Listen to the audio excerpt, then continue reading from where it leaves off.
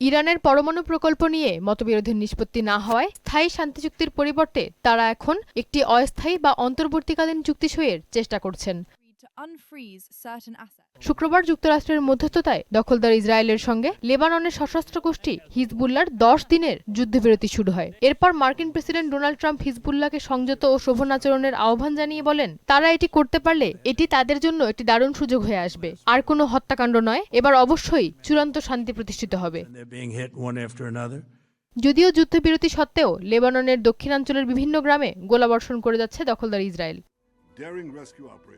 মধ্যপ্রাচ্যে চলমান উত্তেজনা ও যুক্তরাষ্ট্র ইরান শান্তি আলোচনার জন্য ইরানের প্রেসিডেন্ট মাসুদ পেজেশকিয়ানের সঙ্গে সাক্ষাৎ করেছেন পাকিস্তানের প্রতিরক্ষা প্রধান ও ফিল্ড মার্শাল আসিম মুনির। প্রেসিডেন্ট পেজেশকিয়ান সংঘাত নিরসনে পাকিস্তান ও প্রধানমন্ত্রী শেহবাজ শরীফের গঠনমূলক ভূমিকার প্রশংসা করেন এবং আঞ্চলিক স্থিতিশীলতা রক্ষায় ইরানের সদিচ্ছার কথা পুনর্ব্যক্ত করেন। ঐশী আলম, মোহনা সংবাদ।